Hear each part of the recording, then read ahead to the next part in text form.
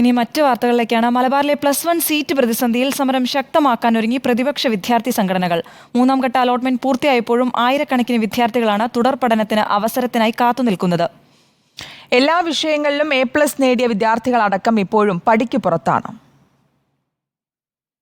3ാം ഘട്ട അലോട്ട്മെന്റ് പൂർത്തിയായിട്ടും മലബാറിൽ സീറ്റ് ക്ഷാമം രൂക്ഷമായി തുടരുകയാണ്. ആയിരങ്ങൾ അവസരം കാത്തു നിൽക്കുമ്പോഴും സമരങ്ങൾ ശക്തമാകുമ്പോഴും സീറ്റ് പ്രതിസന്ധി ഇല്ലെന്ന് ആവർത്തിക്കുകയാണ് വിദ്യാഭ്യാസ വകുപ്പും മന്ത്രിയും. ഒടുവിൽ അധിക ബാച്ചുകൾ അനുവദിച്ചില്ലെങ്കിൽ സമരരംഗത്തേക്ക് എത്തുമെന്നാണ് വിദ്യാഭ്യാസ മന്ത്രിയെ തള്ളി SFIയും പ്രഖ്യാപിച്ചത്. ദിവസങ്ങളായി തുടരുന്ന സമരം വരും ദിവസങ്ങളിൽ ശക്തമാക്കാനാണ് പ്രതിപക്ഷ വിദ്യാർത്ഥി സംഘടനകളുടെ തീരുമാനം.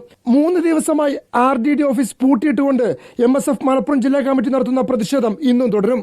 ഈ മാസം 25-ന് ഫ്രറ്റേണിറ്റി മൂവ്മെന്റ് 26-ന് KSUവിന്റെയും നേതൃത്വത്തിൽ മലപ്പുറം കളക്ടറേറ്റിലേക്ക് ബഹുജന മാർച്ച് നടത്തും. യൂത്ത് ലീഗ് സെക്രട്ടേറിയറ്റ് മാർച്ചും പ്രഖ്യാപിച്ചിട്ടുണ്ട്. തിരുവനന്തപുരം ഹയർ സെക്കൻഡറി കാര്യാലയത്തിലേക്ക് പ്രതിഷേധം സംഘടിപ്പിക്കാനാണ് MSF സംസ്ഥാന കമ്മിറ്റിയുടെ തീരുമാനം. 3ാം അലോട്ട്മെന്റ് കഴിയുമ്പോൾ 4,00,000-ലധികം വിദ്യാർത്ഥികൾ പുറത്തിരിക്കുന്നു എന്ന് പറയുന്ന ഏറ്റവും ഭീകരമായ ഒരു സാഹചര്യം മലപ്പുറം ജില്ലയിൽ സൃഷ്ടിക്കപ്പെട്ടിട്ടുള്ളത് പിണറായി വിജയന്റെ നിസ്സംഗതയാണ്.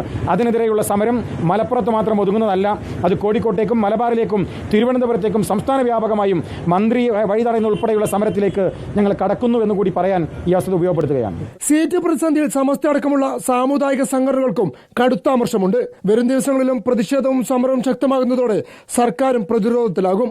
Reporter Ashkar Ali Karimba, in reporter, Malappuram.